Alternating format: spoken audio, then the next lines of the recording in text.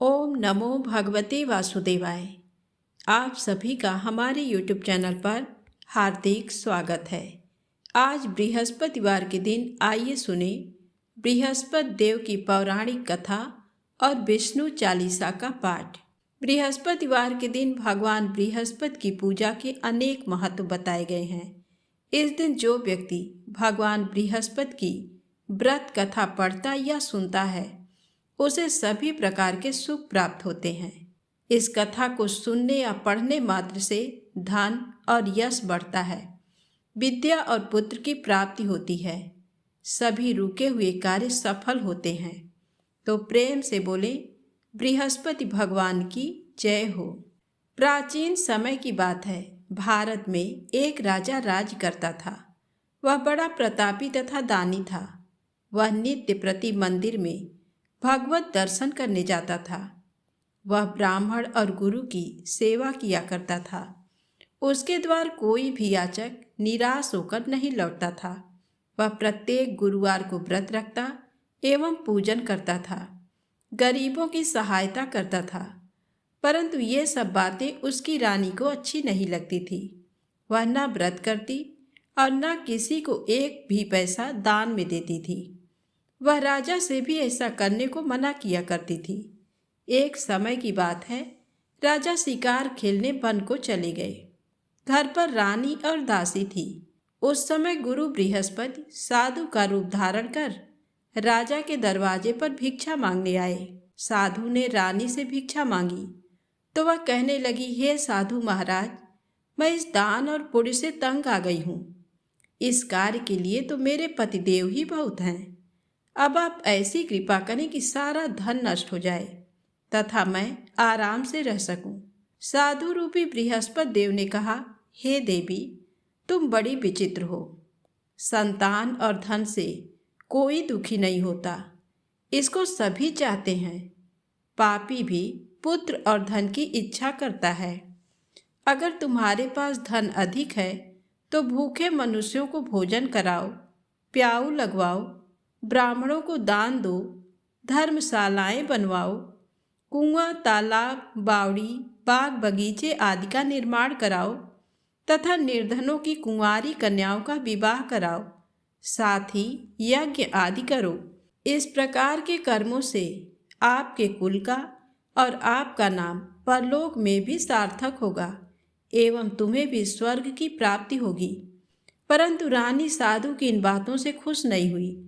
उसने कहा, हे साधु महाराज, मुझे ऐसे धन की आवश्यकता नहीं जिसको मैं अन्य लोगों को दान देती फिरूं तथा जिसको रखने और संभालने में ही मेरा सारा समय नष्ट हो जाए। साधु ने कहा, हे देवी, यदि तुम्हारी ऐसी ही इच्छा है तो जैसा मैं तुम्हें बताता हूँ तुम वैसा ही करना। बृहस्पतिवार के दिन घर आंगन को गोबर से लीपना, अपने केसों को पीली मिट्टी से धोना, केसों को धोते समय स्नान करना, राजा से कहना वह हजामत करवाए, भोजन में मांस मदिरा खाना, कपड़े धोबी के हाथ धुलने देना। इस प्रकार 7 बृहस्पतिवार करने से तुम्हारा सारा धन नष्ट हो जाएगा। ये कहकर साधु महाराज रूपी बृहस्पति देव अंतर ध्यान हो गए। रानी ने साधु के कहने के अनुसार 7 बृहस्पतिवार तक वैसा ही करने का विचार किया। साधु के बताए अनुसार कार्य करते हुए केवल 3 बृहस्पतिवार ही बीते थे कि उसकी समस्त धन संपत्ति नष्ट हो गई। भोजन के लिए दोनों समय परिवार तरसने लगा तथा सांसारिक भोगों से दुखी रहने लगा। तब राजा रानी से कहने लगा कि हे रानी, तुम यहाँ पर रहो, मैं दूसरे देश को जाता हूँ, क्योंकि यहाँ पर मुझे सभी मनुष्य जानते हैं, इसलिए मैं यहाँ पर कोई काम नहीं कर सकता। मैं अब परदेश जा रहा हूँ, वहाँ कोई काम धंधा करूँगा, शायद हमारे भाग्य बदल जाएं। ऐसा कहकर राजा परदेश चला गया। वह वहाँ जंगल से लकड़ी काट कर लाता और शहर में बेचता। इस तरह जीवन व्यतीत करने लगा। इधर राजा के बिना रानी और दासी दुखी रहने लगी। किसी दिन भोजन मिलता और किसी दिन जल पीकर ही रह जाती। एक बार जब रानी और दासी को 7 दिन तक बिना भोजन के रहना पड़ा तो रानी ने अपनी दासी से कहा, हे दासी, पास ही के नगर में मेरी बहन रहती है। वह बड़ी धनवान है। तू उसके पास जा और कुछ ले आ ताकि थोड़ी बहुत गुजर बसर हो जाए। दासी रानी की बहन के पास गई। उस दिन गुरुवार था और रानी की बहन उस समय बृहस्पतिवार व्रत की कथा सुन रही थी। दासी ने रानी की बहन को अपनी रानी का संदेश दिया, लेकिन रानी की बड़ी बहन ने कोई उत्तर नहीं दिया। जब दासी को रानी की बहन से कोई उत्तर नहीं मिला तो वह बहुत दुखी हुई और उसे क्रोध भी आया। दासी ने वापस आकर रानी को सारी बात बता दी। सुनकर रानी ने अपने भाग्य को कोसा। उधर रानी की बहन ने सोचा कि मेरी बहन की दासी आई थी, परंतु मैं उससे नहीं बोली, इससे वह बहुत दुखी हुई होगी। कथा सुनकर और पूजन समाप्त करके वह अपनी बहन के घर आई और कहने लगी, हे बहन, मैं बृहस्पतिवार का व्रत कर रही थी। तुम्हारी दासी मेरे घर आई थी, परंतु जब तक कथा होती है तब तक न तो उठते हैं और ना ही बोलते हैं, इसलिए मैं नहीं बोली। कहो दासी क्यों गई थी? रानी बोली, बहन, तुमसे क्या छिपाऊं? हमारे घर में खाने तक को अनाज नहीं था। ऐसा कहते कहते रानी की आंखें भर आईं। उसने दासी समेत पिछले 7 दिनों से भूखे रहने तक की बात अपनी बहन को विस्तार पूर्वक सुना दी। रानी की बहन बोली, देखो बहन, भगवान बृहस्पति देव सबकी मनोकामना को पूर्ण करते हैं। देखो, शायद तुम्हारे घर में अनाज रखा हो। पहले तो रानी को विश्वास नहीं हुआ, पर बहन के आग्रह करने पर उसने अपनी दासी को अंदर भेजा तो उसे सचमुच अनाज से भरा एक घड़ा मिल गया। ये देखकर दासी को बड़ी हैरानी हुई। दासी रानी से कहने लगी, हे रानी, जब हमको भोजन नहीं मिलता तो हम व्रत ही तो करते हैं, इसलिए क्यों न इनसे व्रत और कथा की विधि पूछ ली जाए ताकि हम भी व्रत कर सकें। तब रानी ने अपनी बहन से बृहस्पतिवार व्रत के बारे में पूछा। उसकी बहन ने बताया, बृहस्पतिवार के व्रत में चने की दाल और मुनक्का से विष्णु भगवान का केले की जड़ में पूजन करें तथा दीपक जलाएं, व्रत कथा सुने और पीला भोजन ही करें। इससे बृहस्पति देव प्रसन्न होते हैं। व्रत और पूजन विधि बताकर रानी की बहन अपने घर को लौट गई। 7 दिन के बाद जब गुरुवार आया तो रानी और दासी ने व्रत रखा। घुड़साल में जाकर चना और गुड़ लेकर आई, फिर उससे केले की जड़ तथा विष्णु भगवान का पूजन किया। अब पीला भोजन कहाँ से आए, इस बात को लेकर दोनों बहुत दुखी थे। चूंकि उन्होंने व्रत रखा था, इसलिए बृहस्पति देव उनसे प्रसन्न थे। इसलिए वे एक साधारण व्यक्ति का रूप धारण कर 2 थालों में सुंदर पीला भोजन दासी को दे गए। भोजन पाकर दासी प्रसन्न हुई और फिर रानी के साथ मिलकर भोजन ग्रहण किया। उसके बाद वे सभी गुरुवार को व्रत और पूजन करने लगी। बृहस्पति भगवान की कृपा से उनके पास फिर से धन संपत्ति आ गई, परंतु रानी फिर से पहले की तरह आलस्य करने लगी। तब दासी बोली, देखो रानी, तुम पहले भी इस प्रकार आलस्य करती थी। तुम्हें धन रखने में कष्ट होता था, इस कारण सभी धन नष्ट हो गया, और अब जब भगवान बृहस्पति की कृपा से धन मिला है तो तुम्हें फिर से आलस्य होता है। रानी को समझाते हुए दासी कहती है कि बड़ी मुसीबतों के बाद हमने ये धन पाया है, इसलिए हमें दान पुण्य करना चाहिए, भूखे मनुष्यों को भोजन कराना चाहिए और धन को शुभ कार्यों में खर्च करना चाहिए, जिससे तुम्हारे कुल का यश बढ़ेगा, स्वर्ग की प्राप्ति होगी और पितृ प्रसन्न होंगे। दासी की बात मानकर रानी अपना धन शुभ कार्यों में खर्च करने लगी, जिससे पूरे नगर में उसका यश फैलने लगा। एक दिन रानी और दासी दोनों आपस में विचार करने लगी कि न जाने राजा किस दशा में होंगे। उनकी कोई खोज खबर भी नहीं है। उन्होंने श्रद्धा पूर्वक गुरु बृहस्पति भगवान से प्रार्थना की कि राजा जहाँ कहीं भी हो शीघ्र वापस आ जाएं। उधर राजा परदेश में बहुत दुखी रहने लगा। वह प्रतिदिन जंगल से लकड़ी बीनकर लाता और उसे शहर में बेचकर अपने दुखी जीवन को बड़ी कठिनता से व्यतीत करता था। एक दिन दुखी हो अपनी पुरानी बातों को याद करके वह रोने लगा और उदास हो गया। उसी समय राजा के पास बृहस्पति देव साधु के वेश में आकर बोले, हे लकड़हारे, तुम इस सुनसान जंगल में किस चिंता में बैठे हो, मुझे बतलाओ। ये सुन राजा के नेत्रों में जल भर आया। साधु की वंदना कर राजा ने अपनी संपूर्ण कहानी सुना दी। महात्मा दयालु होते हैं। वे राजा से बोले, हे राजा, तुम्हारी पत्नी ने बृहस्पति देव के प्रति अपराध किया था, जिसके कारण तुम्हारी ये दशा हुई। अब तुम किसी प्रकार की चिंता मत करो, भगवान तुम्हें पहले से अधिक धन देंगे। देखो, तुम्हारी पत्नी ने बृहस्पतिवार का व्रत प्रारंभ कर दिया है। अब तुम भी बृहस्पतिवार का व्रत करके चने की दाल व गुड़ जल के लोटे में डालकर केले का पूजन करो। फिर कथा कहो या सुनो, भगवान तुम्हारी सब कामनाओं को पूर्ण करेंगे। साधु की बात सुनकर राजा बोला, हे प्रभु, लकड़ी बेचकर तो इतना पैसा भी नहीं मिलता जिससे भोजन करने के उपरांत कुछ बचा सकूं। मैंने रात्र में अपनी रानी को व्याकुल देखा है। मेरे पास कोई साधन नहीं जिससे इसका समाचार जान सकूं। फिर मैं बृहस्पति देव की क्या कहानी कहूँ, ये भी मुझको मालूम नहीं है। साधु ने कहा, हे राजा, मन में बृहस्पति भगवान के पूजन व्रत का निश्चित करो। वे स्वयं तुम्हारे लिए कोई राह बना देंगे। बृहस्पतिवार के दिन तुम रोजाना की तरह लकड़ियां लेकर शहर में जाना। तुम्हें रोज से दुगना धन प्राप्त होगा, जिससे तुम भली भांति भोजन कर लोगे तथा बृहस्पति देव की पूजा का सामान भी आ जाएगा। जो तुमने बृहस्पतिवार की कहानी के बारे में पूछा है वह इस प्रकार है। प्राचीन काल में एक बहुत ही निर्धन ब्राह्मण था।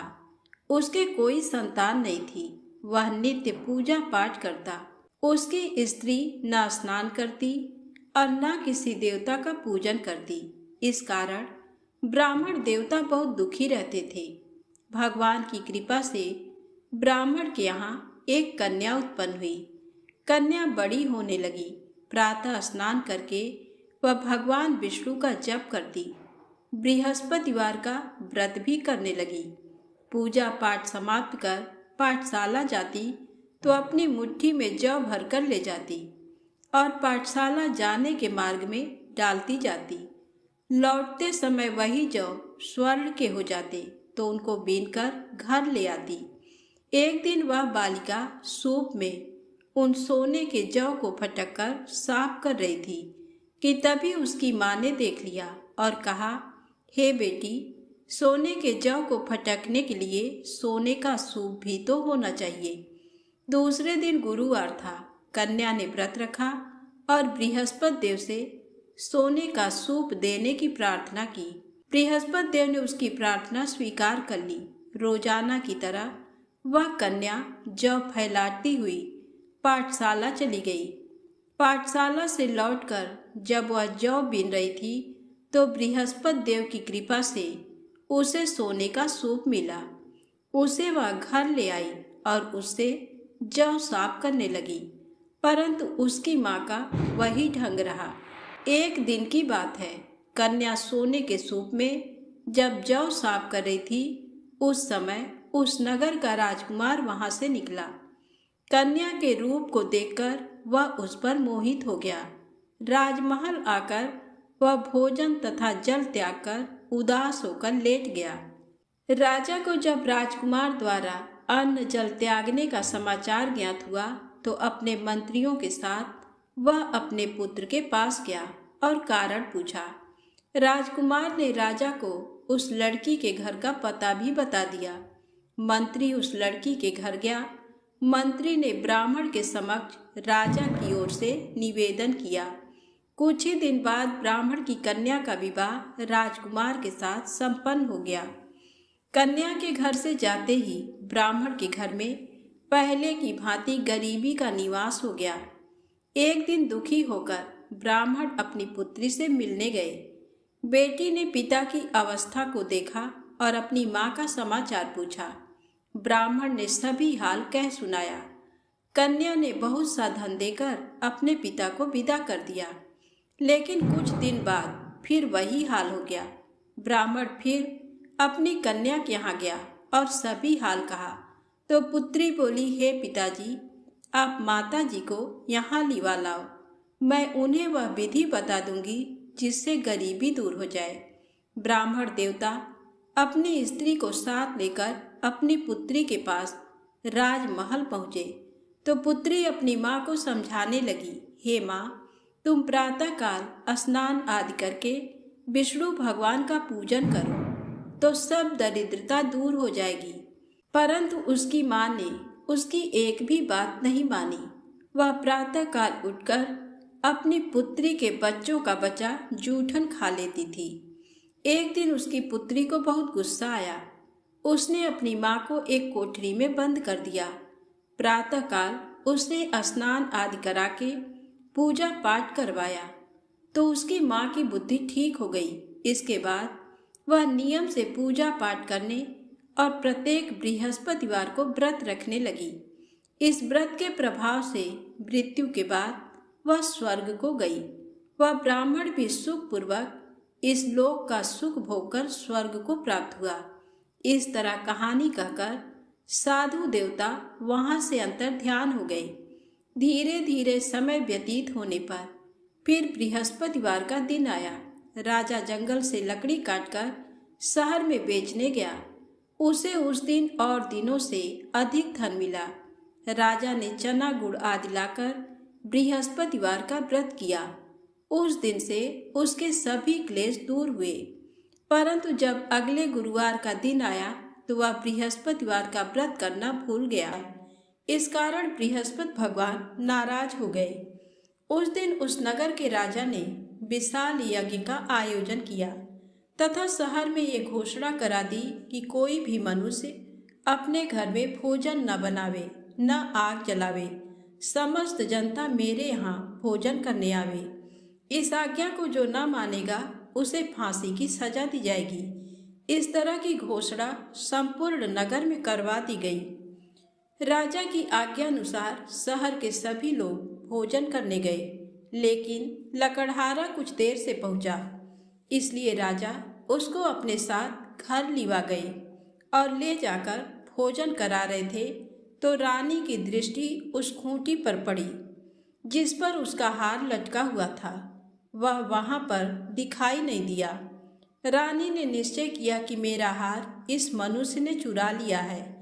उसी समय सिपाहियों को बुलाकर उसको कारागार में डलवा दिया। जब लकड़हारा कारागार में पड़ गया और बहुत दुखी होकर विचार करने लगा कि न जाने कौन से पूर्व जन्म के कर्म से मुझे ये दुख प्राप्त हुआ, और उसी साधु को याद करने लगा जो कि जंगल में मिला था। उसी समय तत्काल बृहस्पति देव साधु के रूप में प्रकट हुए और उसकी दशा को देखकर कहने लगे, अरे मूर्ख, तूने बृहस्पति देव की कथा नहीं करी, इस कारण तुझे दुख प्राप्त हुआ है। अब चिंता मत कर।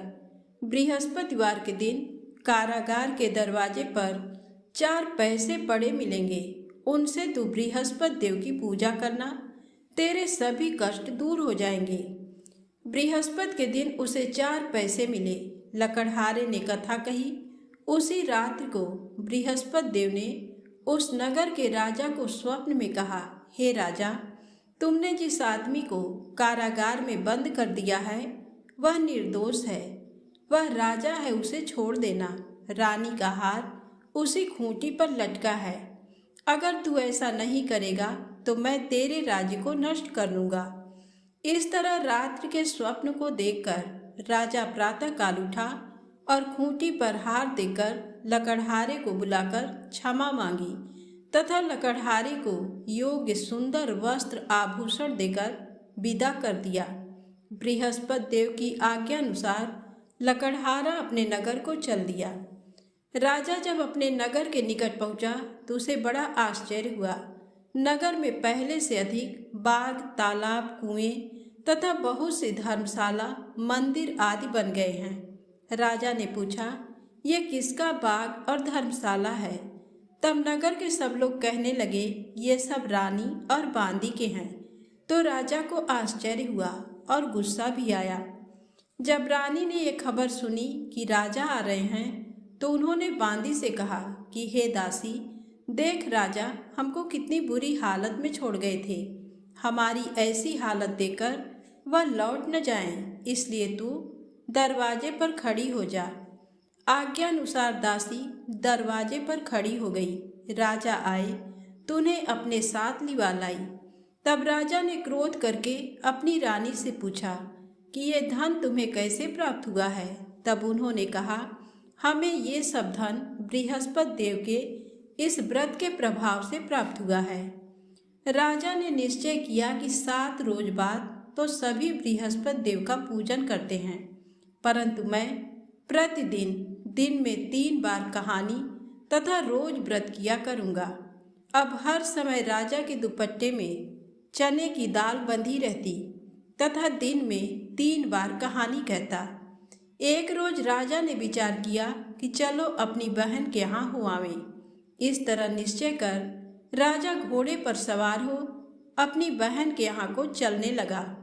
मार्ग में उसने देखा कि कुछ आदमी एक मुर्दे को लिए जा रहे हैं। उन्हें रोककर राजा कहने लगा, अरे भाइयों, मेरी बृहस्पति देव की कथा सुन लो। वे बोले, लो हमारा तो आदमी मर गया है, इसको अपनी कथा की पड़ी है। परंतु कुछ आदमी बोले, अच्छा कहो, हम तुम्हारी कथा भी सुनेंगे। राजा ने दाल निकाली और जब कथा आधी हुई थी कि मुर्दा हिलने लग गया, और जब कथा समाप्त हो गई तो राम राम करके मनुष्य उठकर खड़ा हो गया। आगे मार्ग में उसे एक किसान खेत में हल चलाता मिला। राजा ने उसे देखा और उससे बोले, अरे भैया, तुम मेरी बृहस्पतिवार की कथा सुन लो। किसान बोला, जब तक मैं तेरी कथा सुनूंगा तब तक 4 हरैया जोत लूँगा। जाए अपनी कथा किसी और को सुनाना। इस तरह राजा आगे चलने लगा। राजा के हटते ही बैल पछाड़ खाकर गिर गए तथा किसान के पेट में बड़ी जोर का दर्द होने लगा। उस समय उसकी माँ रोटी लेकर आई। उसने जब ये देखा तो अपने पुत्र से सब हाल पूछा और बेटे ने सभी हाल कह दिया। तो बुढ़िया दौड़ी दौड़ी उस घुड़सवार के पास गई और उससे बोली कि मैं तेरी कथा सुनूंगी, तू अपनी कथा मेरे खेत पर चलकर ही कहना। राजा ने बुढ़िया के खेत पर जाकर कथा कही, जिसके सुनते ही वह बैल उठ खड़े हुए तथा किसान के पेट का दर्द भी बंद हो गया। राजा अपनी बहन के घर पहुंचा। बहन ने भाई की खूब मेहमानी की। दूसरे रोज प्रातःकाल राजा जगा तो वह देखने लगा कि सब लोग भोजन कर रहे हैं। राजा ने अपनी बहन से कहा, ऐसा कोई मनुष्य है जिसने भोजन नहीं किया हो? मेरी बृहस्पतिवार की कथा सुन ले। बहन बोली, हे भैया, ये देश ऐसा ही है कि पहले यहाँ लोग भोजन करते हैं, बाद में अन्य काम करते हैं। अगर कोई पड़ोस में हो तो देख आऊं। वह ऐसा कहकर देखने चली गई, परंतु उसे कोई ऐसा व्यक्ति नहीं मिला जिसने भोजन न किया हो। अतः वह एक कुम्हार के घर गई जिसका लड़का बीमार था।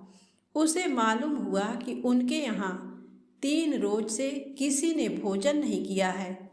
रानी ने अपने भाई की कथा सुनने के लिए कुम्हार से कहा। वह तैयार हो गया। राजा ने जाकर बृहस्पतिवार की कथा कही, जिसको सुनकर उसका लड़का ठीक हो गया। अब तो राजा की प्रशंसा होने लगी। एक रोज राजा ने अपनी बहन से कहा कि हे बहन, हम अपने घर को जाएंगे, तुम भी तैयार हो जाओ। राजा की बहन ने अपनी सास से कहा, सास ने कहा, हाँ चली जा, परंतु अपने लड़कों को मत ले जाना, क्योंकि तेरे भाई के कोई औलाद नहीं है। बहन ने अपने भैया से कहा, हे भैया, मैं तो चलूंगी, पर कोई बालक नहीं जाएगा। राजा बोला, जब कोई बालक नहीं चलेगा तब तुम ही क्या करोगी। बड़े दुखी मन से राजा अपने नगर को लौट आया। राजा ने अपनी रानी से कहा, हम निर्वंशी हैं, हमारा मुंह देखने का धर्म नहीं है और कुछ भोजन आदि नहीं किया। रानी बोली, हे प्रभु, बृहस्पति देव ने हमें सब कुछ दिया है, वह हमें औलाद अवश्य देंगे। उसी रात को बृहस्पति देव ने राजा से स्वप्न में कहा, हे राजा उठ, सभी सोच त्याग दे, तेरी रानी गर्भ से है। राजा को ये बात सुनकर बड़ी खुशी हुई। 9वें महीने में उसके गर्भ से एक सुंदर पुत्र पैदा हुआ। तब राजा बोला, हे रानी, स्त्री बिना भोजन के रह सकती है, पर बिना कहे नहीं रह सकती। जब मेरी बहन आवे तुम मुझसे कुछ कहना मत। रानी ने सुनकर हाँ कर दिया। जब राजा की बहन ने ये शुभ समाचार सुना तो वह बहुत खुश हुई तथा बधाई लेकर अपने भाई के यहाँ आई। तभी रानी ने कहा, घोड़ा चढ़कर तो नहीं आई, गधा चढ़ी आई। राजा की बहन बोली, भाभी, मैं इस प्रकार न कहती तो तुम्हें औलाद कैसे मिलती। बृहस्पति देव ऐसे ही हैं, जैसी जिसके मन में कामनाएं हैं सभी को पूर्ण करते हैं। जो सद्भावना पूर्वक बृहस्पतिवार का व्रत करता है एवं कथा पढ़ता है अथवा सुनता है, दूसरों को सुनाता है, बृहस्पति देव उसकी सभी मनोकामना पूर्ण करते हैं। प्रेम से बोलें, बृहस्पति भगवान की जय हो। अब आइए सुने विष्णु चालीसा पाठ। विष्णु सुनिए विनय, सेवक की चितलाय, कीरत कुछ वर्णन करूं, दीजय ज्ञान बताए। नमो विष्णु भगवान खरारी, कष्ट न सामन अखिल बिहारी। प्रबल जगत में शक्ति तुम्हारी, त्रिभुवन फैल रही उजियारी। सुंदर रूप मनोहर सूरत, सरल स्वभाव मोहनी मूरत। तन पर पीतांबर अति सोहत, बैजंती माला मन मोहत। शंख चक्र कर गदा बिराजे, देखत दैत्य असुर दल भाजे। सत्य धर्म मद लोभ न गाजे, काम क्रोध मद लोभ न छाजे। संत भक्त सज्जन मन रंजन, धनुजय असुर दुष्टन दल गंजन। सुख उपजाय कष्ट सब भंजन, दोष मिटाय करत जन सज्जन। पाप काट भव सिंधु उतारण, कष्ट नाश कर भक्त उबारण। करत अनेक रूप प्रभु धारण, केवल आप भक्ति के कारण। धरणी धेनु बन तुम ही पुकारा, तब तुम रूप राम का धारा। भार उतार असुर दल मारा, रावण यादिक को संहारा। आप वराह रूप बनाया, हिरण्याक्ष को मार गिराया।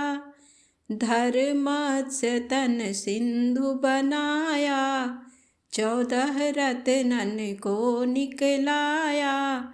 अमिलख असुरन द्वंद मचाया, रूप मोहनी आप दिखाया।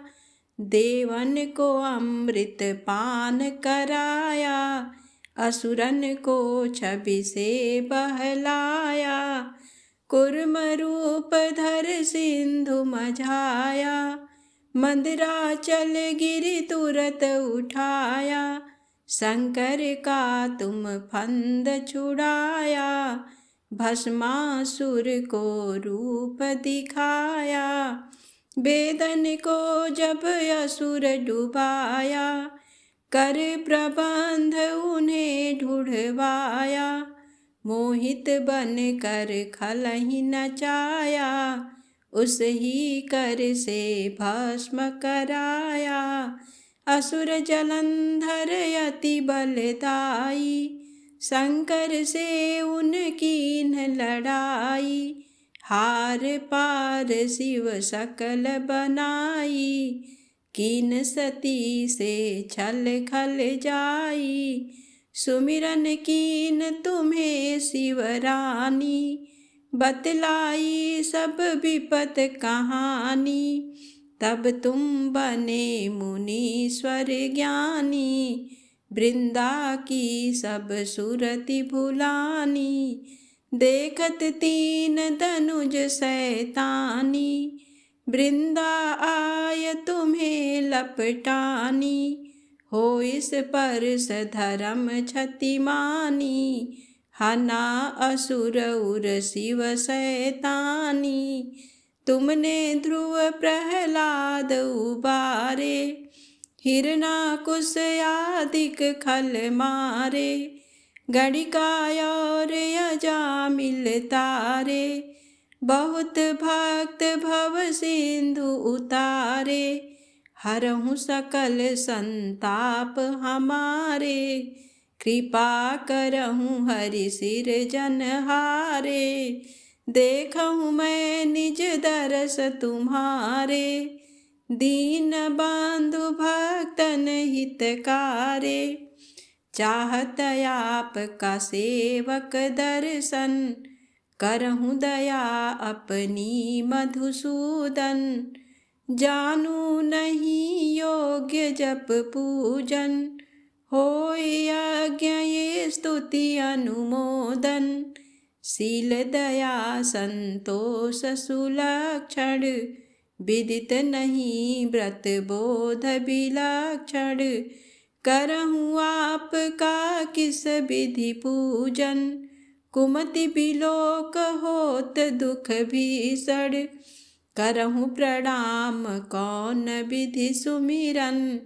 कौन भांति मैं करहु समर्पण, सुर मुनि करत सदा सेवकाई। हर्षित रहत परम गति पाई, दीन दुखिन पर सदा सहाई। निज जन जान लेओ अपनाई, पाप दोष संताप नसाओ। भव बंधन से मुक्त कराओ, सुत संपत्ति दे सुख उपजाओ। निज चरणन का दास बनाओ, भक्त सदा ये विनय सुनावे। पढ़े सुने जो जन सुख पावे। प्रेम से बोले विष्णु भगवान की जय हो।